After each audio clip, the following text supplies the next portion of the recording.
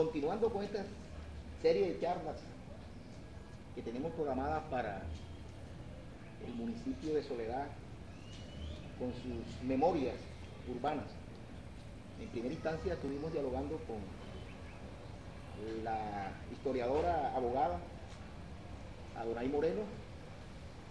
Continuamos hoy con el historiador y profesor en artes plásticas Fernando Castañeda García para que nos emitan sus conceptos con relación a una ciudad que hoy tenemos a punta del colapso y que en sus inicios era una ciudad viable y los habitantes o sus ciudadanos estaban satisfechos con su ciudad en tiempos inmemoriales, se puede decir así. Fernando, en primera instancia yo quisiera preguntarte ¿cómo fue esa Soledad que tú conociste en tus épocas de años juveniles? Bueno, Oscar, muchas gracias. Primero, hacer una aclaración. Yo no soy historiador, me gusta como periodista. Yo trabajo en el momento que estudié en Bellas Artes. Yo llegué a ser periodista por accidente. Fui a buscar trabajo en una revista como dibujante y me dijeron que no, que estaba una persona que escribió la Soledad. Y comencé. Eso me dio como una base para comenzar a trabajar algunos textos de historia del municipio de Soledad. Mi condición de docente me inquietó mucho por entregarle a la educación formal un documento que pudiera aproximar a los estudiantes y a los profesores a lo que se podría llamar la historia del municipio de Soledad muy sucintamente. Ya hablando de la Soledad esa que tú me preguntas, cuando comienzo a grabar en mi memoria ciertos aspectos del municipio, recuerdo que Soledad era un municipio que llegaba hasta la calle 23, lo que se conoce con el nombre de la calle de la Esperanza. La calle de la Esperanza recibe el nombre porque la familia Martín... ¿De qué año estábamos hablando? Estamos hablando como de los años 60, más o menos, 62, 63. La familia Martín tenía una finca llamada La Esperanza. Y a raíz de eso, esa calle la bautizaron como la calle de la Esperanza.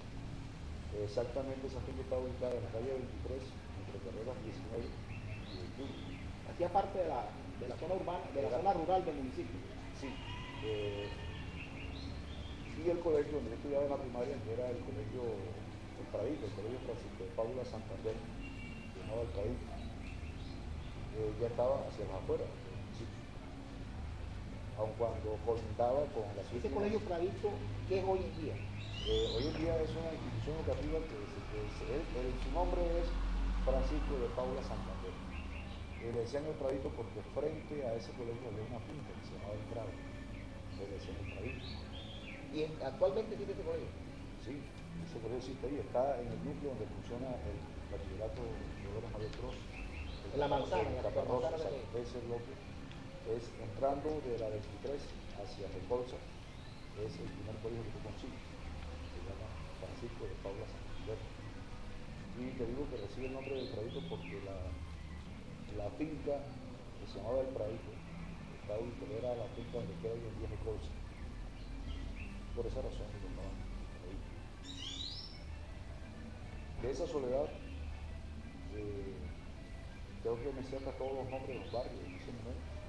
Digamos, lo que es el mercado, que se llamó anteriormente, le decían el barrio de los judíos, el barrio del comercio. Ese fue el primer barrio del municipio. Exacto, el mercado. ¿Lo que se conoce como la Loma o es distinto a la Loma? Estamos hablando del sector del mercado, que colinda con Cachimberro. Para el 7 de agosto, 7 de octubre. Sí, pero esos barrios son invasiones recientes, digamos, de 30 años hacia acá, 12 de octubre, 7 de agosto.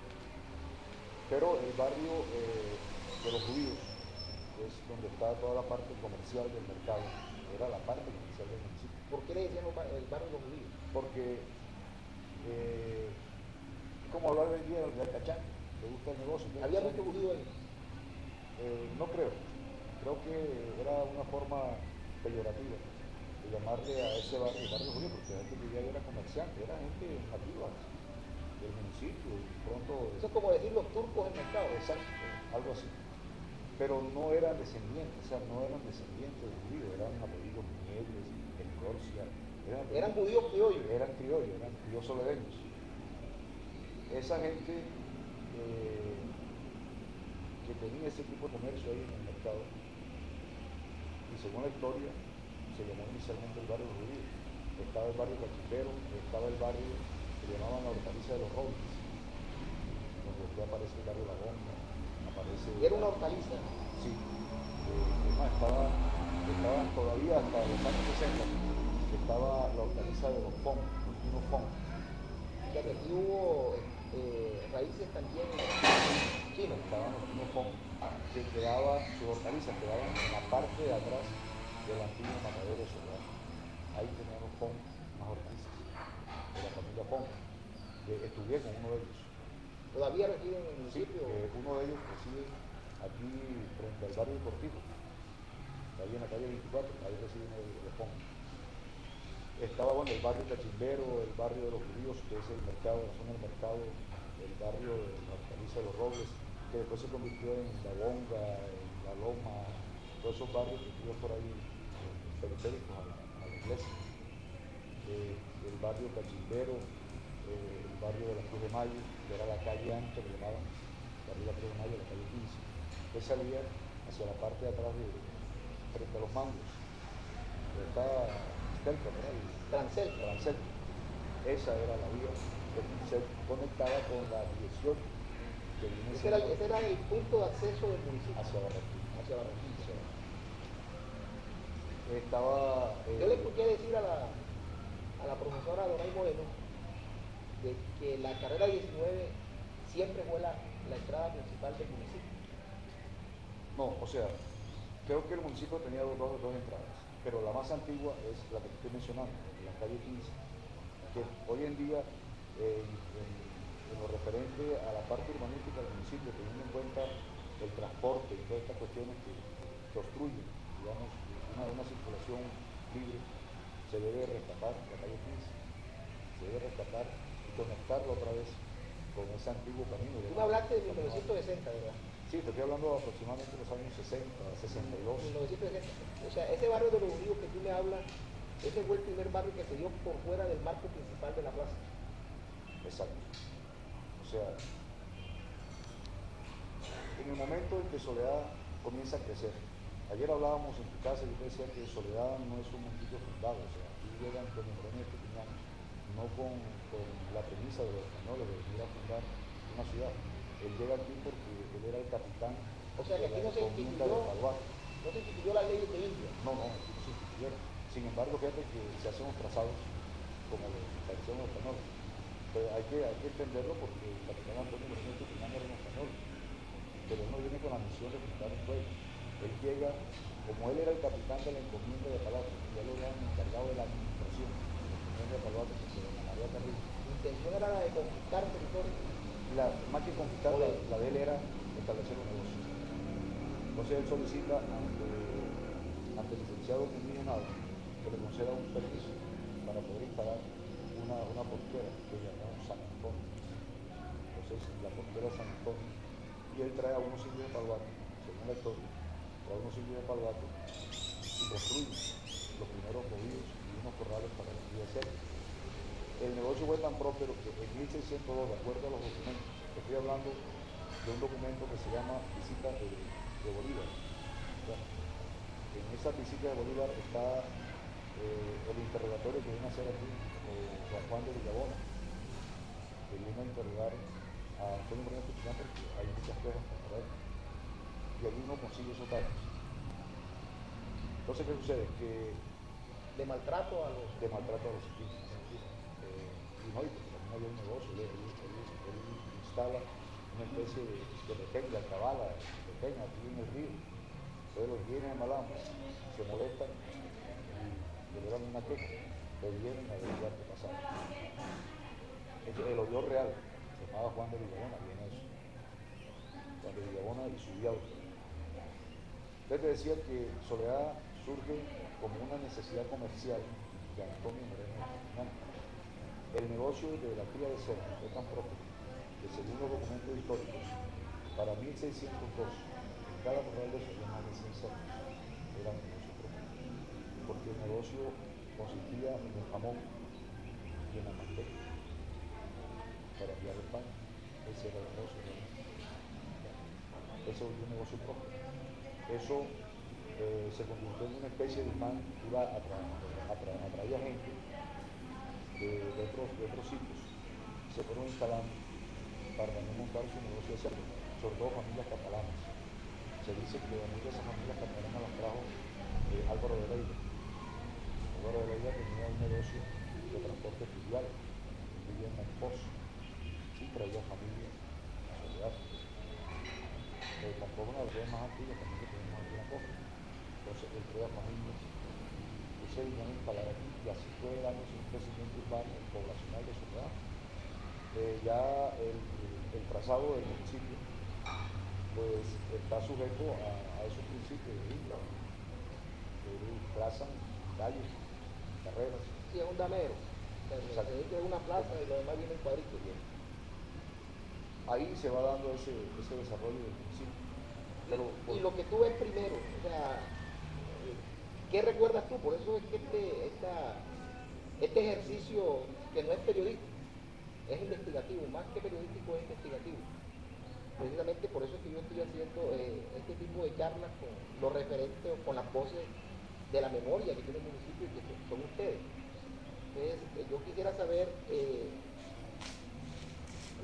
cómo era la plaza que tú viste, las primeras imágenes que quedaron grabadas de ti, del municipio, cómo era la plaza. No, la plaza... ¿Qué existía primero? La iglesia, si la casa de don Pedro Juan Fusbal, si la casa del médico Juan Domínguez Romero, o si el Teatro Olimpia, ¿qué existía primero? La construcción más antigua que tiene Soledad es la casa que ellos llaman el Caserón de los Domingos. Esa se supone que es más antigua, es la construcción más antigua del tipo colonial que hay en el departamento de La Grande. Se cree que esa casa se construyó a mediados del siglo XVII. Esa casa. Hoy está en estado de ruina. Totalmente, o sea, ni está declarada patrimonio natural. natural. Hay una apatía, hay un dejo del municipio en relación a ese patrimonio. Pero la plaza que yo conocí es la misma, que está hoy en día. La que tú viste. Sí, es la misma. Pero lógicamente había unas casas de paja. Lo que es la tienda lo llaman La Campana, que era una casa de paja. Recuerdo que el dueño de esa tienda se llamaba el señor Fermín Vargas. Una tiendecita ahí, había una casita de paja. Estaba la casa del señor Juan Salas. Vivía al lado donde queda la Cámara de Comercio hoy en día. Hoy en día esa casa, la ocuparon, ahí vivía Juan Salas. El señor Juan Salas se caracterizaba porque era un viejo rezandero que paraba en la iglesia y entre otras cosas creo que él debió quedarse con una mujer o al menos no quedarse. Se debió perder la memoria que él escribió sobre la iglesia. No sé si además tendrá algún documento de eso, pero sería importante, ya con la familia Salas, que han guardado el señor Juan Salas. Estaba el colegio bachillerato de Soledad, estoy hablando de lo que yo recuerdo. De enfrente de la iglesia estaba la casa de los castellanos. ¿La del actual alcalde? No, la casa de la familia de alcalde detrás de la campana. Te hablo en el costado lateral de la iglesia. La casa de los castellanos, que está frente al bachillerato. Ya. Los niños de los Mosquera. Meridionado.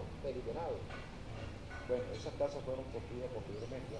Sí existían casas, pero no como ahora, de dos plantas. Entre la casa del papá de Félix Donado y Esteban Mosquera, ahí había un plato. Y había una casa grande donde vivía un señor apellido Barceló, Alberto Barceló, que decían la Pilar. Y en esas casas eran casas viejas. Se las ocuparon, hicieron las casas que ahora hay. En la parte de atrás de la iglesia existían ya las casas que hoy en día está gestión social, las cosas que están ahí fuera de la iglesia, pero donde construyeron la especie de ese edificio que tiene como arquitectura colonial, en la parte de atrás de esa está ahí, hay un internet frente al colegio. La casona. Esa era una casa de paja donde vivía la familia Jiménez, las diseño que se llama la Minetti, porque se dedicaban, tenían una escuelita de patio, allí se enseñaban las primeras letras, y te daban reglas, era la filosofía de la letra con sangre entra, si no te salía la lección. Dicen los que estudiaron con esa familia, que los arreglaban en granos de maíz, que les ponían orejas de cartón de burro, en fin. Eran las casas, es decir, y la casa donde vive la hermana del doctor Jaime Bolívar Barrio, que es una casa antigua, hermosa esa casa. Sí, se ve que Son casas que se tienen que conservar. O sea, esas casas que están partiendo del sitio ese que construyeron nuevo, donde están en internet, hacia la esquina que queda frente a la casa cural, esas casas todas son iguales, no las han sí, donde está el High Club hoy. No, estamos hablando de la parte de atrás de la iglesia. Donde está el High Club, que es frente a donde vivía el punto Federico Vargas. Hoy en día vive Federico. que es el Estado. Bueno, frente a esa casa donde vive Federico Cruz, ahí vivía una familia de apellido Cervera. Cervera, vivían ahí. También era una familia que andaba metida en la iglesia, en una pala.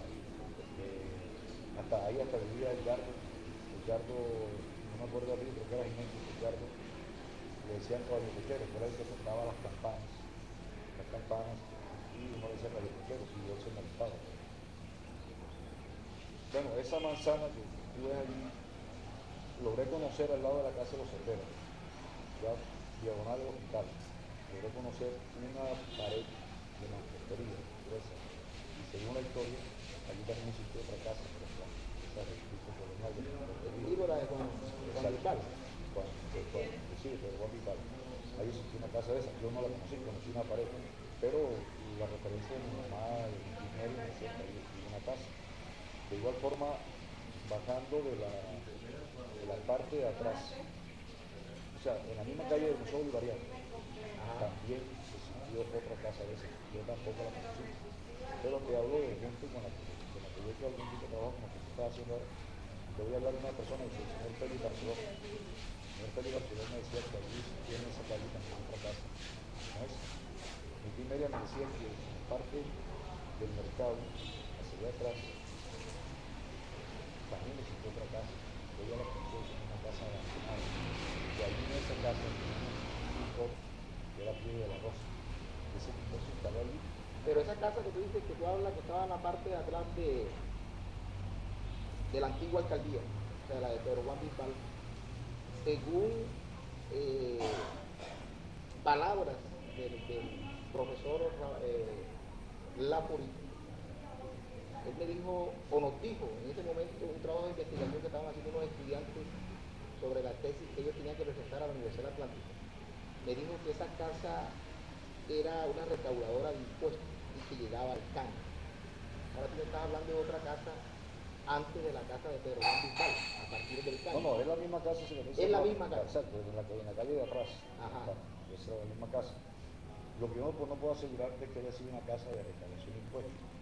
No, eso lo escuché yo decir. Bueno, yo hasta allá no me atrevo, porque yo sé que la única persona que recaudó impuestos aquí en Soledad en la época de la independencia era Pedro Juan Bisbal, que terminó después uniéndose a la causa independentista por problemas de la economía.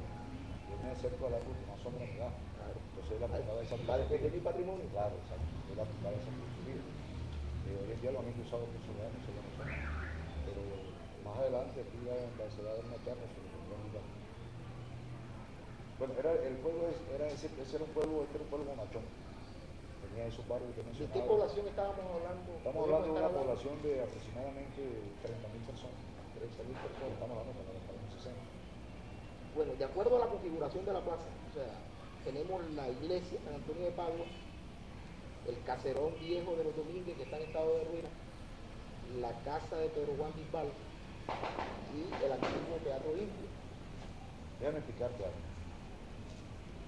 Hoy en día se habla de rescatar la manzana que queda entre la iglesia y el Museo Bolivariano. Eso era la Plaza de Armas, pero no era solamente ese pedazo. Era también en los terrenos que colindan con el Teatro Indio hasta la carrera 21, era la famosa Plaza de Armas. O sea que la plaza se extendía de la carrera 19 a la carrera 22.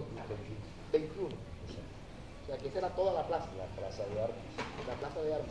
¿Y por qué aparecen esas ocupaciones? Porque ya comenzaron los primeros invasores nativos del municipio.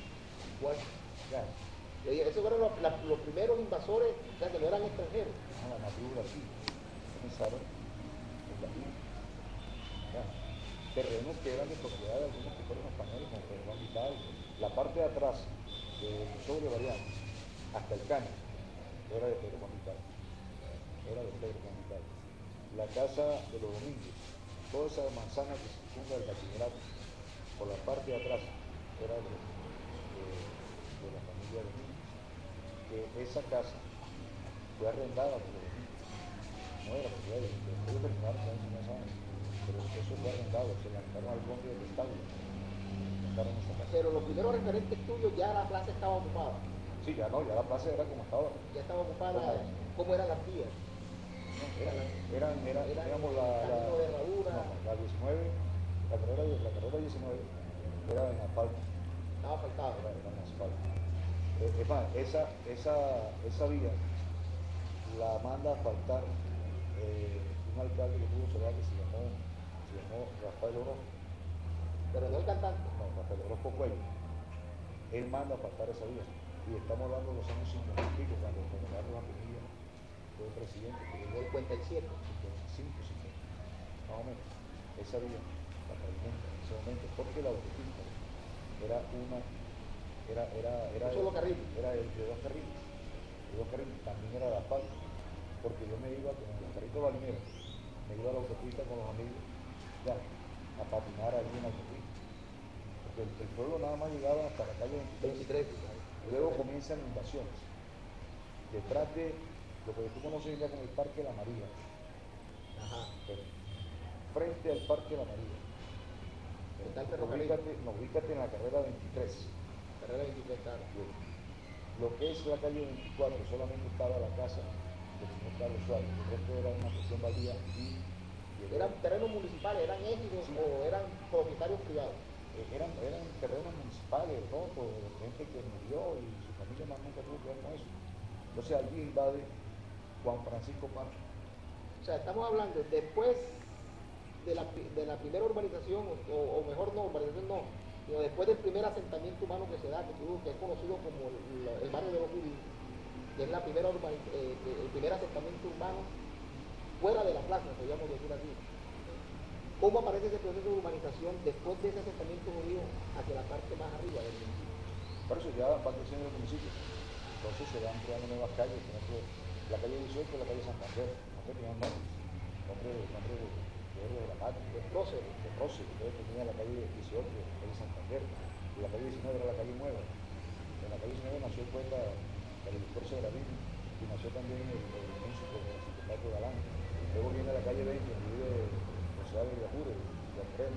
Esa calle se le conoció como la calle Cantarrana. No sé si era que en época de lluvia había mucha rana y comenzaba la situación de rana, se le llamaban Cantarrana. La calle 21 era la calle Nariz, se le llamaban la calle Coposolo. Luego venía la calle 22, la calle de las Flores. Y luego la última calle, que era la calle 23, en ese momento, hasta donde tengo la memoria, era la calle 23, se llamaban Esperanza. Ya te di las razones, pero ya aquí una pinta. El barrio del Carnero. ¿Aparece después del barrio Cortijo? No, es primero el barrio Carnero. El barrio Carnero, estoy hablando ya hacia la parte, digamos, del sur del municipio. Entonces está el barrio Carnero. ¿Por qué se llama el barrio Carnero? Porque Carnero realmente significa el sitio donde se entierran huesos. Eso es lo que traduce la palabra carnero. Es una de sus acepciones. Cuando uno le da el carnero, uno siempre se imagina el borreguito. Es una de sus acepciones, es el sitio donde se entierran huesos. Entonces en el cementerio se tenía la costumbre de que se suicidaba, se ahorcaba, entonces supuestamente lo enterraban fuera del cementerio. No tenía derecho a una tumba. A ocupar un espacio entre los portales de bien. Me imagino que menos derecho tendría yo de tierra. Entonces, esos terrenos también eran de la familia Martínez. Y allí que ellos comienzan a vender eso. Pues surge el barrio del Carnero, que es el que está de la calle 23 hacia la 26. por donde está el tránsito. La parte de atrás del cementerio. Sí, por donde está el tránsito. Por toda esa zona, el barrio Carneta. Y sigue después el barrio Cortijo. No, el Cortijo ya es el primer barrio que se hace en Soledad bajo el concepto de urbanización. O sea, el barrio Cortijo. Pero no parece como asentamiento, sino como No, ya es un barrio con servicios con públicos. servicios, exacto. Al menos, digamos, sería la fosa séptica, no existía tampoco el sistema alcantarillado de Soledad. Pero es el primer barrio que se hace bajo el sistema de urbanización, el barrio Cortijo. Ese ya es para el año 65.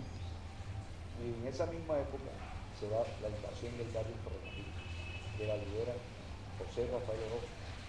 El exalcalde. No, el hijo del exalcalde, que fue diputado. Rafa trabajaba en Arizona.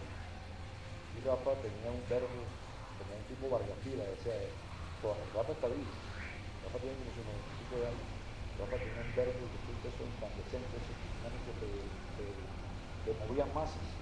De Rafa, como tenía unos antecedentes de su papá, que había sido un alcalde, un hombre honesto, un hombre público, que la gente le creía a Rafa. Y Rafa no necesitaba de la política para vivir, porque tenía su trabajo privado, él era obrero de Arcón, Rafa fue diputado de la ANAP. En el año 65, aquí se da la famosa toma del municipio, se da el paro que tiene el municipio por el agua. Porque mientras el agua no llegaba al antiguo casco viejo del municipio, sí llegaba al aeropuerto.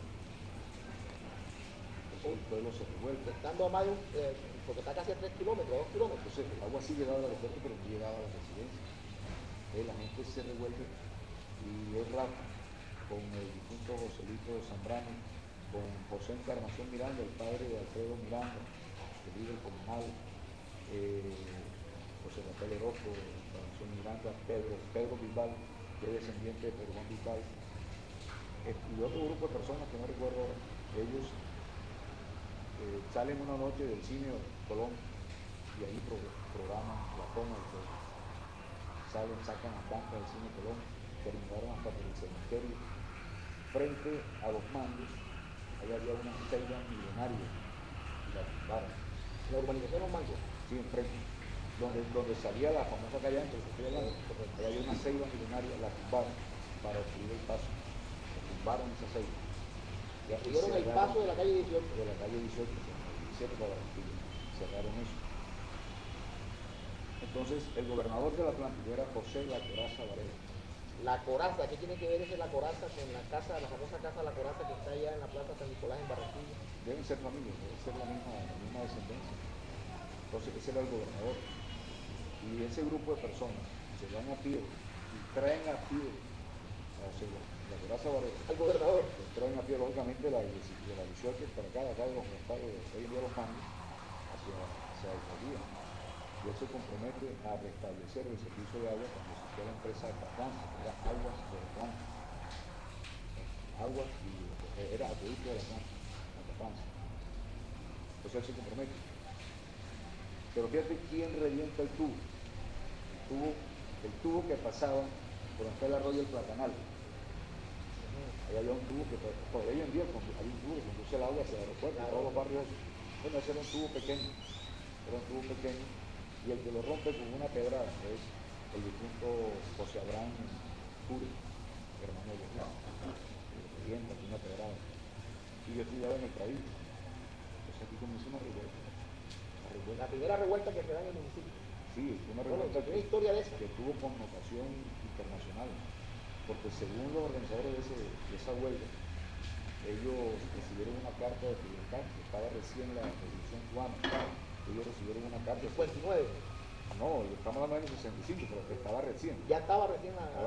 Ya había triunfado la revolución cubana. Entonces, esa toma del municipio fue el 25 de septiembre de 1965. Estoy dando un dato preciso, porque yo viví eso. Entonces, ese era el municipio. En ese mismo año se da la invasión de hoy en día el barrio Ferrocarril. Y él tiene un detalle muy curioso. Se invade el barrio Ferrocarril, pero también hay otras invasiones que se dan al tiempo. Eso, barrio Ferrocarril, Las Tablitas, barrio del Pantano y el barrio Nacional. El Nacional yo lo conozco, sí. Entonces, hoy en día está la 26. Exacto, hoy en día donde vive Alciacosta. El papá de Alciacosta, que vive Alciacosta en la parte de atrás del Nacional. Acá el Villar. Es el oriental. El oriental es la cosa. Estoy hablando del ferrocarril hacia el Autopista. Ah, ya. Ese barrio, ferrocarril, fue invasión. Rafa fue uno de los promotores de esa invasión, José Rafael Orozco, fue uno de los invasores de esa promoción, de esa invasión. Pero se dan cuatro invasiones ahí al tiempo, ferrocarril. O sea que la desfiguración del municipio no se da a partir de los 80, o sea, cuando se empieza a invadir casi todo el suroccidente del municipio, las famosas villas, sino que ese espectáculo, esa manera de hacer vivienda irregularmente ya viene desde atrás. Sí, porque se da eso, se da esa famosa toma de esos terrenos que invaden, y surgen esos socarros, pero con unas calles antísimas, que son socarros. Era el barrio, digamos, era lo que yo conocía como Soledad. Déjame decirte los nombres de esos barrios en esa época. Hablaba del barrio de los Judíos, Cachimbero, el barrio Centro, que era la plaza, que llegaba hasta la calle 21, entre carreras 19 y carreras 22, hasta la calle 21 era el barrio Centro. Hoy en día pues ya dividieron eso, pero ese era el barrio Centro.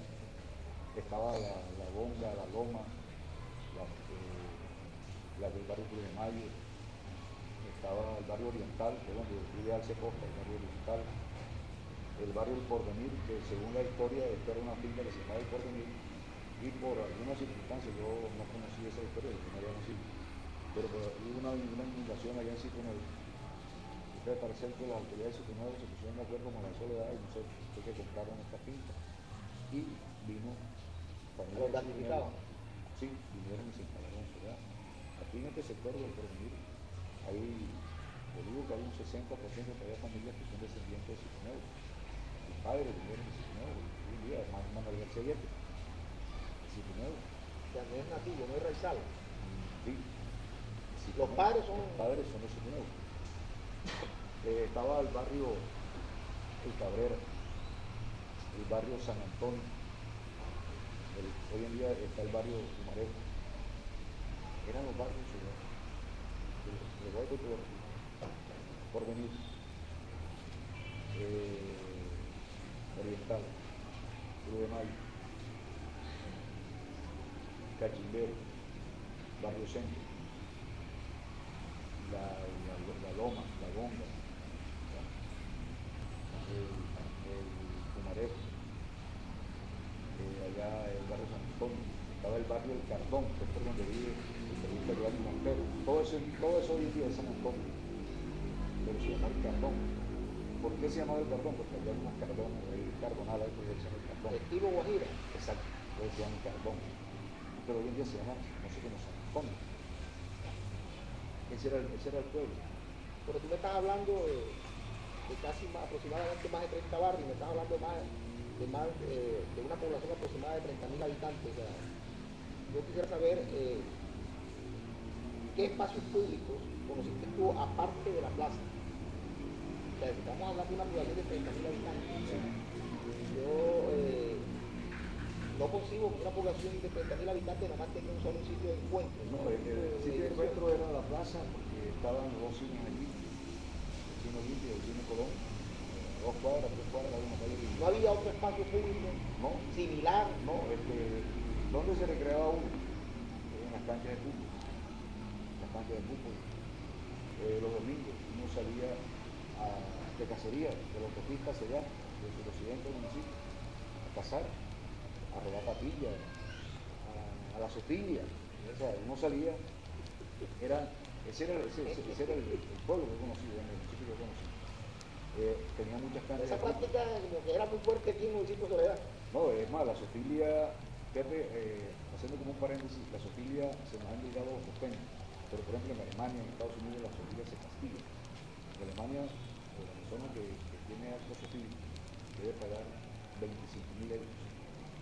Yo escribí un artículo que está comprando 25.000 euros. Que estamos hablando de una ciudad desarrollada, está desarrollada, pero que se practica la sofilia. Entonces nosotros los costeños nos sentimos orgullosos, la verdad que somos sofílicos, perfecto. Pero ese tipo de práctica se ha desarrollado en todo el mundo entero, desde Adán y Eva, eso ya es una cuestión vieja. Pero volviendo otra vez al plano del municipio, que decía que el municipio tenía, mira, hacia la parte sur, cogiendo la calle 18, ¿sabes dónde llegaba el municipio? hasta donde está el Club de Tiro. El Club de Casitivo. Perdón, el Club de Leones. Al Club de Leones. Bueno, ese puente que está ahí, pasa el Arroyo Patronal, le llamaban el puente de las Locos. Mira la vaina de gente, las Locos. Lo más indicado era las Locas. Era las Locas. Era una familia de Areva, al parecer todos eran trastornados mentales. Entonces le decían la familia de las Locos. Ese era el casco urbano ciudadano, donde casi todo el mundo se conocía. Yo me imagino que el otro, o sea, no tiene una connotación de espacio público, pero sí era frecuentado por los jóvenes, por los niños de ese tiempo, me imagino. Era el sistema hidrográfico del municipio. Sí, lógico. ¿Cómo era ese sistema? O sea, ¿qué conociste tú del arroyo del Platanal? ¿Cómo era su caudal en ese momento? O sea, eran caudales. El salado, el caño de Soledad. Bueno, hablando del arroyo del Salado. El arroyo del Salado, en la parte de atrás de Mercapollo, eso era una barranca. O sea, que había bastante pendiente. Claro, yo me iba a casar. Si tú coges ese arroyo y sales del barrio de la Arboleda, te das cuenta que hay unas casas que están aquí. Sí. Pero eso era una barranca. Uno cazaba desde abajo. Las raíces de los árboles estaban como a 4 metros. Y era un sitio, en el sitio específico ese de Mercapollo, ahí era un sitio preferido por uno porque habitaba mucho la tirola por casa, era como una paloma. Ahí iba a pasar el gallán ardillo, o sea, había de todo. Las canchas que tenía Soledad. Hay una flora bastante fuerte. Sí, fuerte. En el arroyo Platanal, no voy a mentir, o sea, casi nunca iba a ese sitio. Iba de vez en cuando, pero no era el espacio que yo frecuentaba. O sea, no era el espacio que yo frecuentaba. Pero la corriente de agua de ese arroyo Platanal siempre ha sido más fuerte que la del Salado. No sé, por el ancho del arroyo ha sido más fuerte. Pero no había problema de inundación, porque llegamos a los caños. Entonces los caños Soledad los dragaban. Aquí yo recuerdo donde estaba la famosa draga de Colombia. Eso dragaban los caños y uno se bañaba aquí en el mercado y se iba a pescar ahí. Era zona de recreación. Pasaba uno a aquel lado y uno llegaba a Calita, llegaba al Brazuelo, que era un cañal peligroso. Yo nunca me gané en el Brazuelo, porque no, una cuestión muy profunda. Hoy en día yo cuando transitan carros por ahí. Entonces era un municipio que tenía, además todavía tiene ese privilegio. Hay que rescatar esa fuente hidrográfica, hay que rescatarla, porque hay que dragar los caños, volver a oxigenar la bahía. Porque aquí tiene que hacerse un trabajo conjunto, Soledad y Malambo. Y acuérdate que era un canal de comunicación para la cuestión comercial del comerciante español que tú haces mucha claridad en él. Directamente no se dio la información. Entraban y llegaban al caño, de la boca del río llamaba y se daba la Caño Viejo, todo, o sea, el Caño Viejo, la vuelta del Estado, Caraballo. Eran caños. A la final era el mismo caño, pero en cada sitio tenía un nombre diferente. Esos caños entraban a la bahía, era la fuente que oxigenaba la bahía venezolana. Era la fuente que oxigenaba eso. Por eso yo soy de los que insiste que hay que tomar las aplicaciones de Sabana Grande, Malambo, Soledad, deben como que hacer un pool y tratar de rescatar toda esa fuente hídrica que tenemos aquí en la parte local del departamento. Debería ser turística. Es que debería ser turística. ¿Ya? Debería ser turística. Y en ese sentido, cada municipio debe aportar algo, pero creo que si se hace un pool, se puede conseguir a través de, no sé, del PIB, ¿verdad? Después del proyecto esté definido y Que hayan recursos para hacer eso. tenga la conceptualización que se requiere para que sea productivo. Fíjate, Barranquilla hoy en día está dando de la cara al río, porque Barranquilla también vivió de espaldas al río. Ahora es que están dándole la cara al río, vivieron de espaldas al río. Y es triste que ciudades como esta, que tenemos el privilegio, nosotros somos ribereños y también somos gente costera. Tenemos un océano a menos de 1 hora y no disfrutamos del océano. Tenemos un río, no lo disfrutamos. O sea, a diferencia, digamos, de Montería. Uno va a Córdoba, entonces uno ve el río Sinú. Está la ronda del Sinú. Uno pasa a aquel lado y ahí hay refresquería y discoteca. ¿Por qué no hacer eso aquí?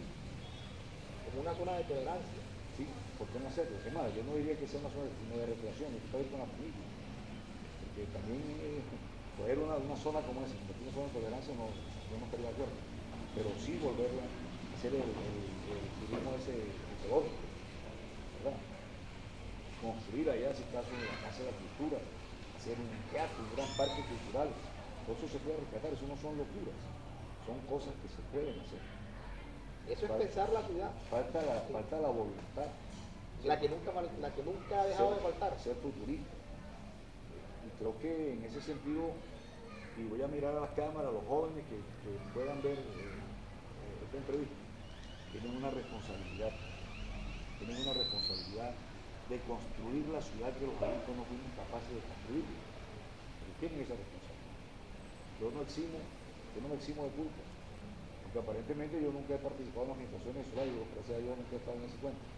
Pero sí creo que los jóvenes deben espabilarse y entender que viven en unos sitios privilegiados. De ahí hay el río, la última guerra de la humanidad va a ser por el agua. Nosotros tenemos agua en abundancia. Usted aquí en este patio, usted hace un pozo y al metro. Y tiene el nivel hidráutico alto. Y sale agua. Estamos cerca del río. Estamos cerca del río. Usted fíjate, continuando con esa soledad, era una soledad que todo el mundo se conocía. Aquí habían canchas de fútbol que daba miedo. O sea, aquí estaba la cancha de un juventud, que es donde queda el barrio de Centenario. Estaba la cancha Monte Arriba, allá por el Club León, está el barrio de Esperanza. La cancha Monte Arriba, estaba la cancha de Esperanza, estaba la cancha Blanca, la cancha Oriental, no está el barrio Oriental. La cancha de Cotranza no estaba en un día de prisión. Estaba el Código Kennedy. Ahí había una cancha que se llamaba. Ahí había otra cancha, tal vez que no se me escapa el nombre. Estaba el campo del Marañón, está la cancha España, la cancha Tu Amigo, que es donde hoy en día se ha construido la famosa urbanización Sol Real. Ahí había 3 canchas. De una población de 30.000 habitantes aproximadamente, estaba como 10-15 canchas. Éramos sitios de recreación de uno. Ahora, ¿quiénes hacían las canchas? Las canchas eran de propiedad privada. Pero a los jóvenes le daban un uso público. Los jóvenes hablaban con los hombres, tranquilo mío. Los jóvenes desmontaban, ahí se hacía el campo. Esa era la parte recreativa del Soledad González. Esa era su parte recreativa, ir a cine, Después ya vino la televisión, ya con otro tipo de ir los domingos a la plaza a dar vueltas ahí en el agua, allá con las peladitas. Esa era la dirección de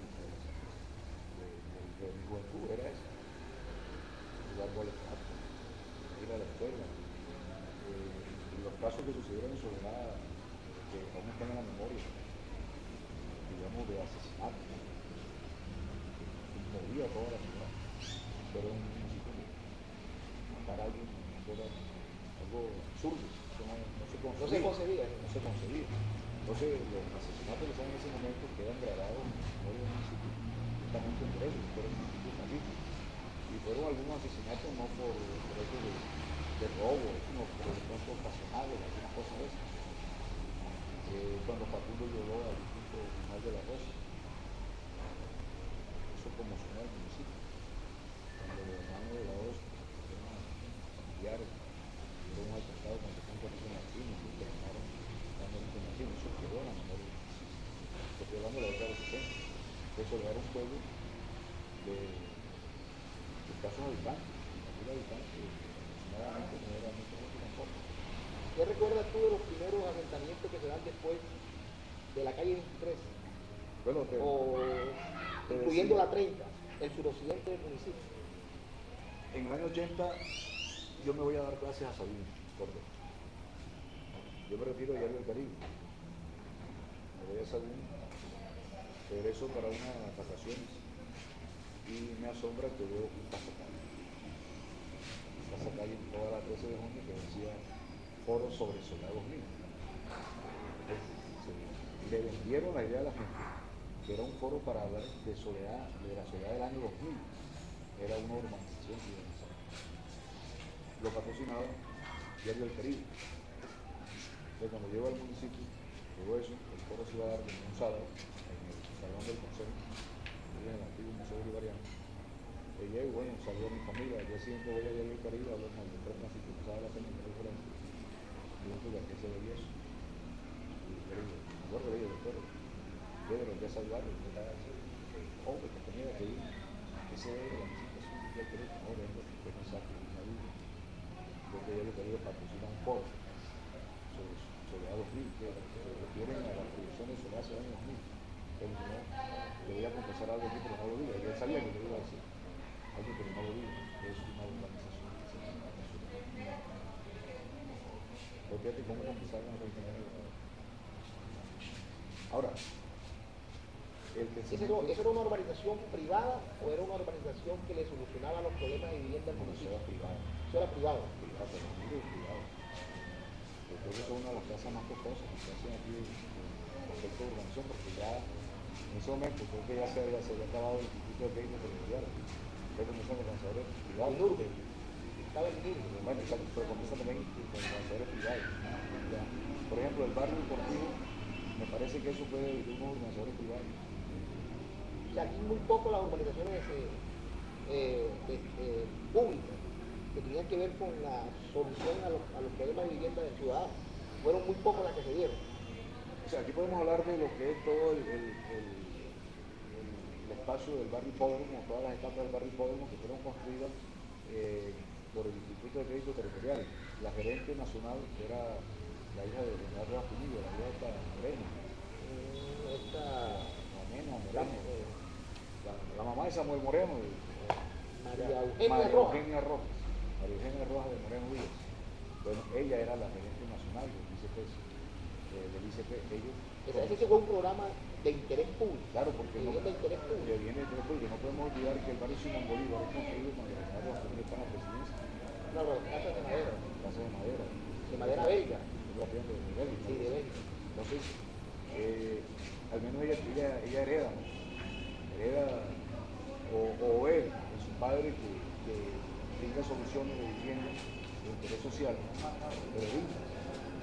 Y comienza con el gerente del ICP, comienza a hacer, al menos en todo el país. Entonces, Soledad está el ejemplo del barrio Hipódromo. La primera etapa del barrio Hipódromo la inaugura el entonces presidente Carlos Diego Beltrán en 1969. 1969, en lo que hoy en día es la cancha del Hipódromo, allí concentraron a todos los estudiantes que dan para recibir al cabrón ese, a cortarla así. Primer barrio que se da bajo el criterio ese digamos, de traer un presidente de corte de las Indias, pero ya sí que el barrio deportivo. Si tú miras la estructura del barrio deportivo, es un barrio de criterio de familia.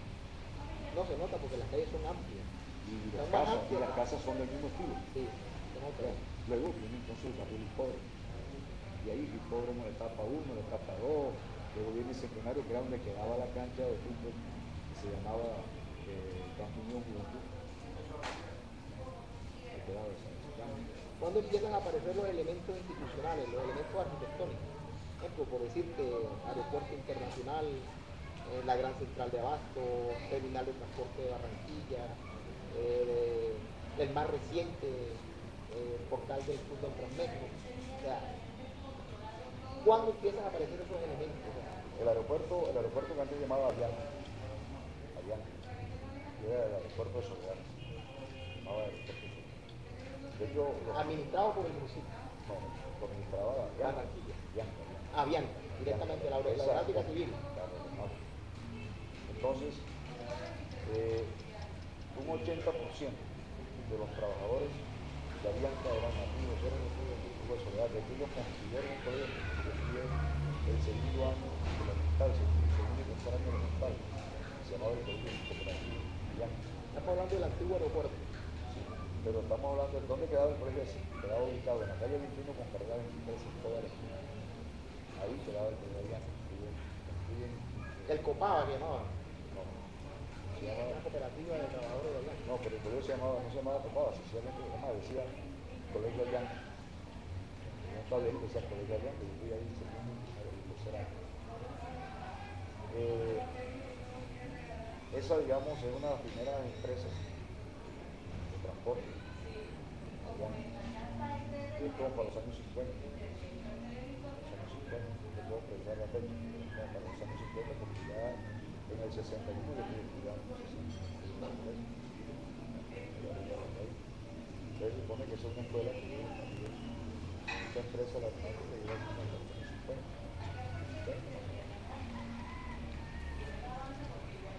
Viene luego de la parte, digamos, ya de transporte que tú estás hablando, ya esto reciente. Ya de transporte no tiene 30 años. No, la gran central de abajo. La gran central de abajo es más reciente que la primera de transporte. Pero fue la primera que hicieron la gran central. La gran central. Ah, pero eso lo hacen cuando la gobernación de Chávez era gobernador. Yo creo en el 80. Cuando Chávez, creo que Chávez era gobernador. Por ahí, En el 80. más o menos. Esos son ya recientes. ¿Qué sistema de transporte tenía Soledad? O sea, ¿qué empresa de transporte? Estoy hablando de un sistema de transporte que había una ruta que se llamaba Transporte Blue Cross. Eran buses pintados en franjas blancas y azules. Transporte Blue Cross. Pero antes de esos buses existía un sistema de chinita. Una entrada por la parte de atrás. Y entonces tú te veías frente con el pasajero. Eran un par de bancas largas. El cobrador iba detrás. Tú te montabas y no pagabas. El cobrador iba detrás. Como te sentaba era que te cobraba. No, cuando ya la chivita salía del perímetro de Soledad y comenzaban a cobrar, cuando pasaban el puente de aquí de Arroyo Don Juan, De la 17. sí, de la 17. Bueno, pues ya cuando se pasaba ese puente, ya estaba en el área de Barranquilla, era cuando ellos comenzaban a cobrar. Y cuando uno llegaba a lo que hoy en día es la Quinita, uno encontraba la granja de los chinos, por eso se llama la Quinita ese barrio, porque allá había unas granjas.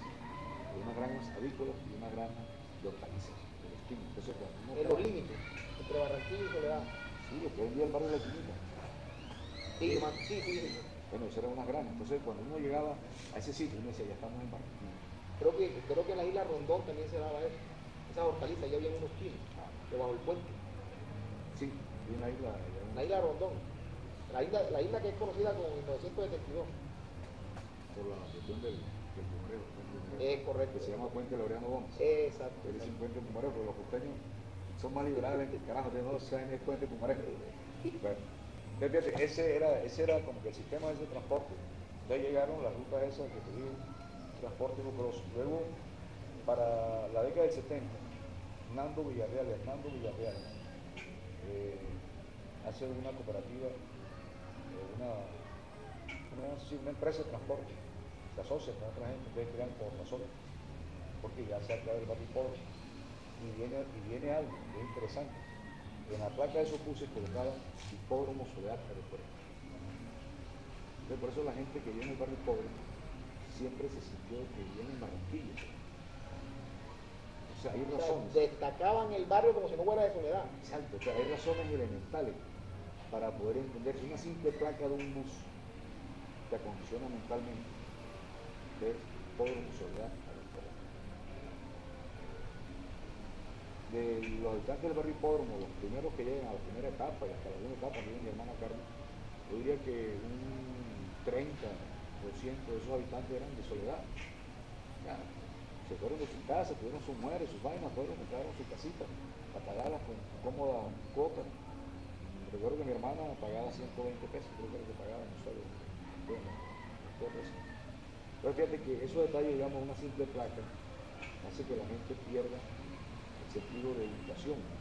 Pero lo más lamentable es que hay una administración que no es capaz de entender que eso no puede ser así. Eso es dejar, y todavía creo que... Y más que eran unas soluciones de vivienda que no eran para los ciudadanos del municipio, sino que la mayoría de la gente que se mudó ahí venía de Barranquilla y otros municipios cercanos a Soledad. Sí, no, y digamos también gente de Soledad. Yo creo que hay una población, yo calculo que mínimo 30, 40% eran de Soledad, tenían hasta la preferencia. La preferencia era por los ciudadanos. Tenían preferencia. Tú ibas a llenar un formulario, y eso no tenían tanto pelo ni tanta traba, eso te y después de Soledad así como una tanta. Y después las segundas etapas fueron bajo el sistema de autoconstrucción.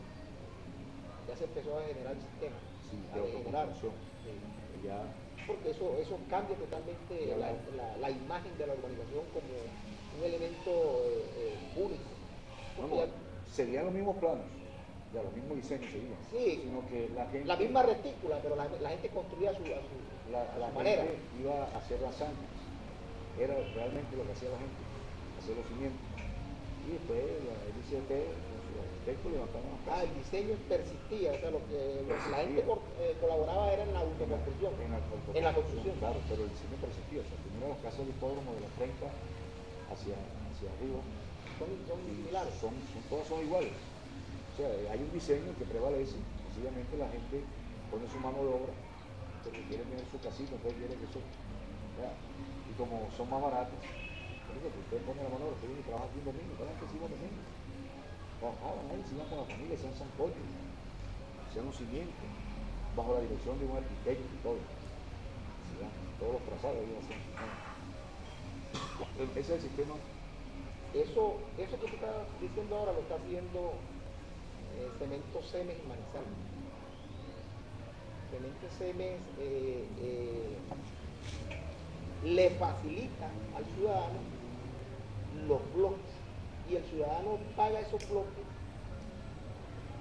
en la fábrica de Cemes. O sea, el ciudadano va y hace una producción de tantos bloques y esos bloques le generan a él una ganancia que se lo convierte para sus materiales de la vivienda. Eso es lo que hace el Banco Mundial en Manizales con Cemes. Esa es una forma, claro que aquí el ciudadano no construye.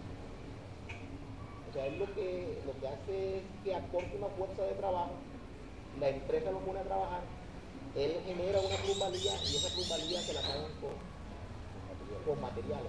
Y tienen una asesoría gratuita de la misma empresa para que él a través de un albañil o una persona que sepa de construcción, construya. Ese es un programa de vivienda que están haciendo y están mejorando los barrios en Manizales. Yo estuve viviendo Bueno, fíjate, mira, ¿qué empresa tiene Soledad? Hablando, digamos, del aeropuerto. Ya. El aeropuerto viejo que llamamos, estaba el aeronáutica así. Caminos del Caribe, que es una de las empresas más antiguas. Una de las empresas más antiguas. Están a 26. Hacia allá, hacia la Virgen en sí, estaba la piquera, estaba la cerámica, que era de los llaneros. Uno ahí iba a recoger bolitas de vinita. Eso empieza a aparecer, ese sistema industrial y comercial, si se quiere decir así, empieza a aparecer cuando? En la década de los 60. La década de los 60. Pero ya está instalada la empresa de la minería. Es la primera que se instala en el municipio. Sí, esa es la minería. Se llamaba, se la cerradera. Puede llamar a la empresa de la minería. ¿Qué función cumplía esa empresa aparte de darle trabajo a la mano de obra sobre era como especie de reloj del pueblo. Tenía como la pervertida que era un pico. Exacto, entonces digamos, había cambio de turno. A las 7 de la mañana, pi, ya uno estaba pendiente, a las 6 de la mañana sonaba la sirena esa, y uno pila, hay que Un referente, hay que irse para un referente horario. Claro, horario, hay que irse para la escuela. A las 12, otra vez, pi, 2 y media, otra vez, o sea, los cambios de turno de la empresa lo anunciaban a través de una sirena que no sabía. Hay pilas que son las 2 y media y tal, hay que irse para casa. Ya, en la tarde lo mismo a las 4, pi, sonaba otra vez la sirena esa. A las 12 de la noche ya uno solo son las 12. Servía como un referente de horario la empresa La Gran Caribe. Servía. El 31 de diciembre uno no escuchaba la emisora, sino que uno estaba pendiente de la Gran Caribe. Gritaba la feliz año, comenzaba ¿Te escuchaba todo el pueblo? Se escuchaba todo el pueblo. Las campanas, por ejemplo, uno sabía cuando había un muerto, se escuchaban los dobles especiales que tenía. Se nos estaba pasando algo, además de los elementos esos institucionales, más los elementos industriales, el mercado público. El mercado público, hoy de pronto se conserva el mismo diseño, pero ya no es la misma construcción. Pero era un sitio uno llegaba y podía comprar los alimentos, la gente no arrojaba las basuras al caño, se decía que uno se bañaba ahí. Eso tenía un muro de contención, rodeaba la parte la parte que da el tren de cercano, lo que el muro, se subía el río, pero obviamente era para evitar la inundación del mercado. Eran los muros de contención. Sí, eran los muros de contención, pero formaban parte, digamos, de la arquitectura de la construcción del mercado. Entonces llegaba un momento en que uno estaba al borde del muro así, y muchas veces uno de los más audaces se estaba en el mercado y uno se salía de esa casa. Porque eran aguas transparentes, eran aguas limpias, uno veía que estaba ahí. Yo me iba a pescar ahí, a sacar baldes, aguas grandes, venían ayer, está la casa campesina. Ahí ese era el sitio de pesca, de la noche, llegaba como a las 6 de la tarde a pescar baldes. Entonces era otro sitio de recreación. Llegaba la época del mango, uno iba al mercado, se llevaba uno un cuchillo de la casa, compraba 5 centavos de mango, terminaba un galón de mango.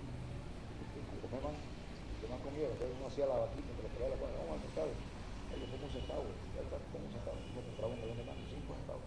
Comí mango. No solamente era mango de grasa, que era mango de masa, de harina, Mango de calidad. mango de todo, estaba revolvido. Ahí llegaba la gente con las cajas llenas de pescado, la verdura, siempre ha sido un sitio de abastecimiento de un área que es el área de Calima, todas estas islas que están ahí, y todavía hoy en día siguen abasteciendo de verduras de esas islas.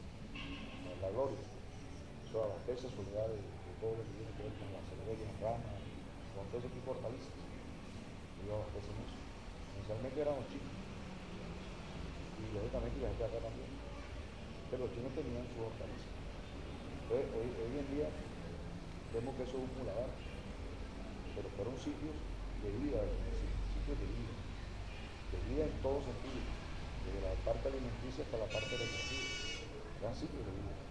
Hoy en día pues son sitios que te pueden matar una persona, puedes adquirir una enfermedad allí. Volviendo al sistema de transporte, existía una sola estación de gasolina aquí, era la bomba en la estación Bolívar, que era de mi abuelo Juan García, pero está en toda la calle 18 de este Banco Popular. Esa era la bomba de mi abuelo Juan García.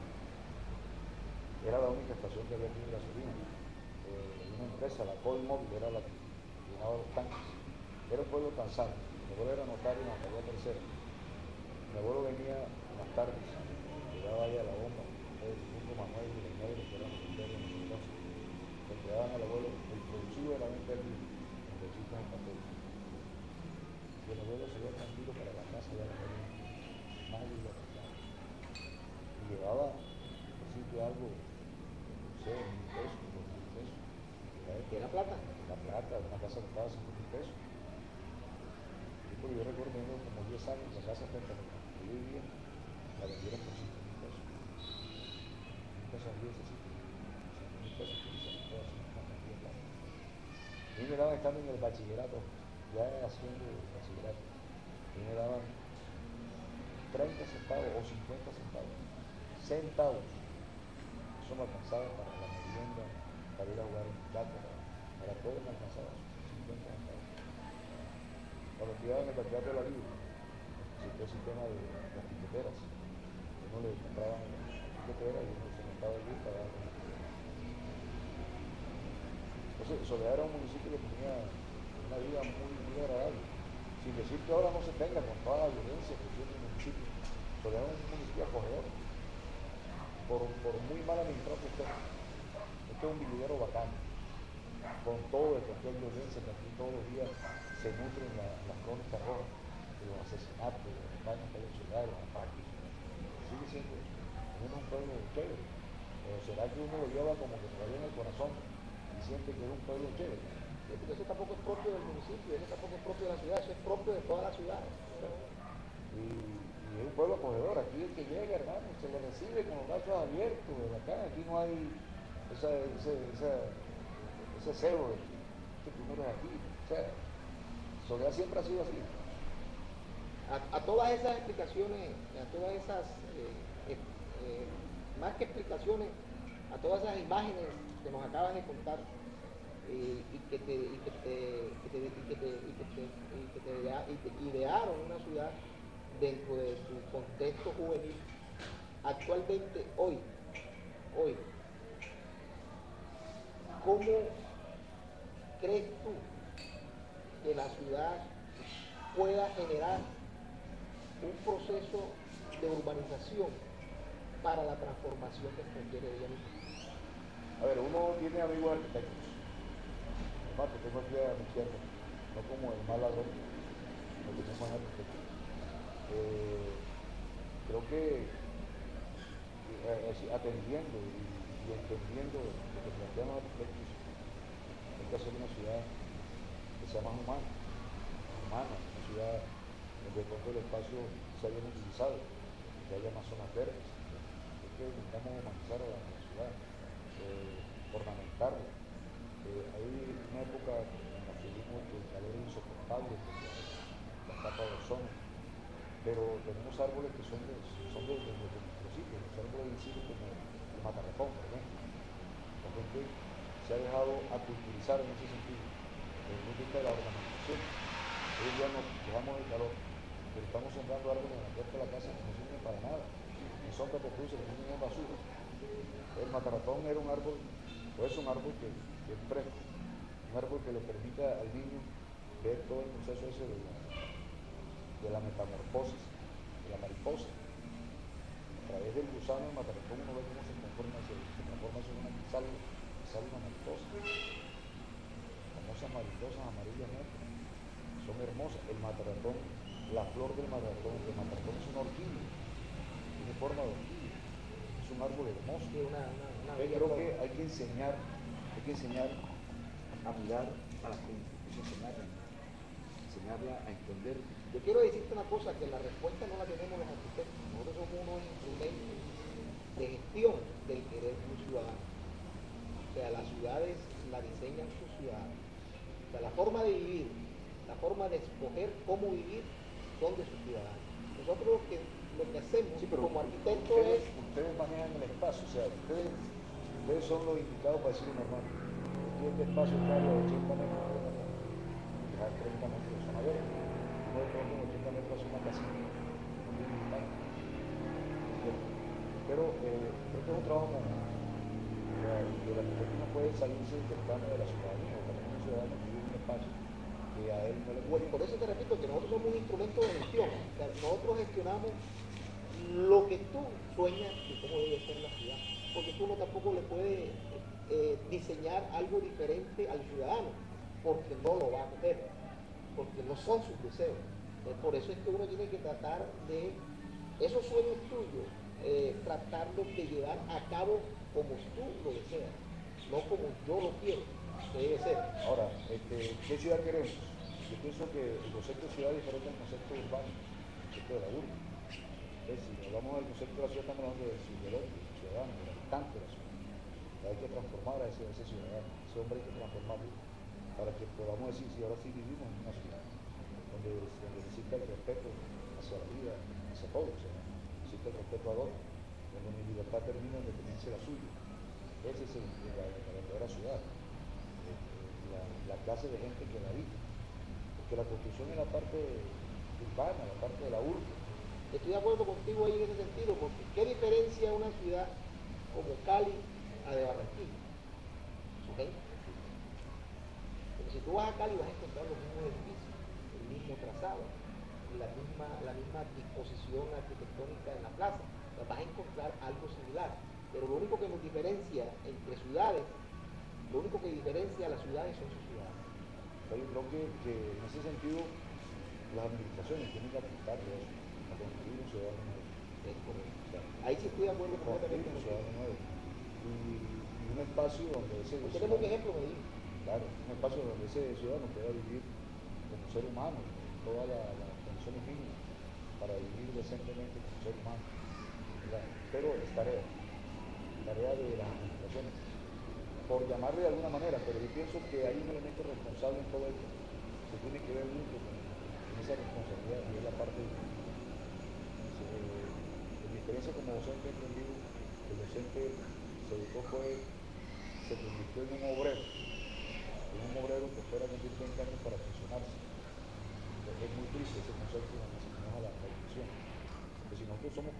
construir a un niño, verlo un ciudadano de servicio para su sociedad.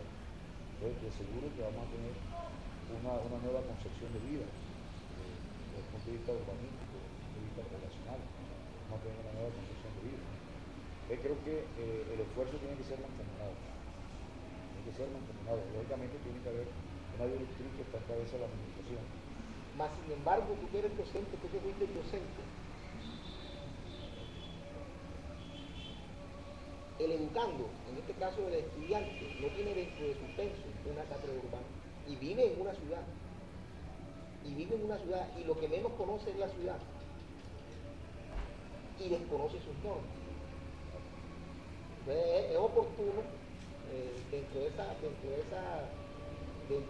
ese querer tuyo para poder transformar el ciudadano, tiene que ser a partir de la educación.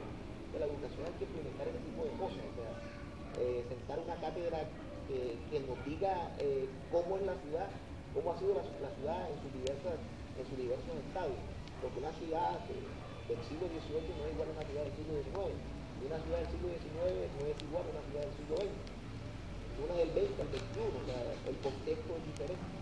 Antes, voy a decir, después del Congreso Internacional de Arquitectura Moderna, a raíz de la proclamación de la Carta de Atenas se daban otro tipo de cosas, otro tipo de ciudades.